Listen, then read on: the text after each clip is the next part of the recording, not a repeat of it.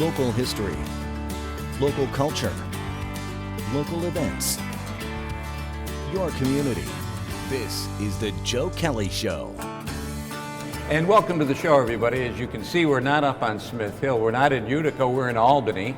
And we're in Albany to talk to various people here about the state, particularly the financial condition of the state. And who better to do that with the New York State Comptroller, Thomas DiNapoli. Good to see you. Great to be with you, but you didn't bring in a Utica greens for me. Well, you know what, I'll tell you. I go to Siena basketball games because my grandson's an assistant coach there. And guess what the athletic director wanted? Utica greens, because he's from Rome. But we're in a nice spot here. Yes. I remember years ago when this wasn't so nicely done. They've done a nice job here. It's a beautiful building, a lot of history. When I first came up here to be in the legislature, the state assembly, it was showing its age. And a couple of members got together and said, you know, we really need to come up with the money to restore the magnificence of the state capitol. It took many years. You know, some of those were tough budget years, and you know, the first thing to go often was the money for refurbishing the Capitol and decorating. But former Assemblymember Jack McEnany represented this area, the Albany area. And he went on to be historian of this building. Exactly right. Yeah? Yes, exactly right. And incredible knowledge about the history of the building, history of state government also. He really took the lead on looking at the original plans, looking at the original decorations going back, I guess, to the 1890s or so. And it's taken a while, but even look at this very spot. I mean, the skylight, you know, and there's more restoration to be done. Roanne DiStito, who you know well back in the Utica area, is our Commissioner of General Services, and she is continuing that restoration work and doing a great job. The comptroller of the state, for those who aren't very clear about what a comptroller does. Well, I wish I could say everybody was clear. Nobody's clear. That's part of the, I always say the beauty of the job and the challenge of the job. The title doesn't necessarily lend itself to explaining what the job is. I think people have some sense it's something to do with money and finances. But in New York, we're a little different than other states in that the job that I have in other states is often divided up between multiple positions, some elected, some appointed. So think of an auditor, a treasurer, a comptroller. Sometimes there's that title. You know, a state like California has both an elected treasurer and elected controller. In some states, they elect the auditor and the state treasurer. So in New York, they've kind of put all those positions together into one and added on responsibility for the state pension fund. So, you know, we track spending and revenue for the state.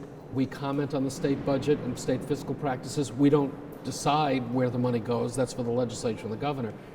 But when the money, it's been decided, we make sure it's spent in the right way.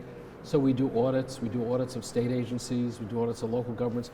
We process the payroll. We process contracts, payments for businesses, grants for local governments, payments for nonprofits.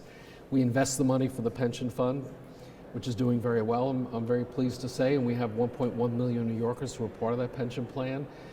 So we do a lot with state operations that people may not see, but we're very fundamentally operations of state government. And we do some miscellaneous things. We administer the 529 College Savings Program, the New York ABLE program for disabled New Yorkers, the oil spill program, and what we're best known for is returning people's lost money with unclaimed funds. We're going to talk about that in a minute. The office in New York is elective office. Yes. Yeah. And it's every 4 years. Every 4 years. It runs along with the governor and the attorney general. It used to be appointed. In fact, a little bit of history. The first controller, the office goes back to 1797, so it's a very long-standing position. And elected since then? No, it was appointed. The first controller was a fellow by the name of Samuel Jones. Most people don't know the name, but they know Jones Beach down in Long Island. It's named for his family. That's where he came from. And the controllers would be appointed, and when you look at the history books, they had very short terms. Why?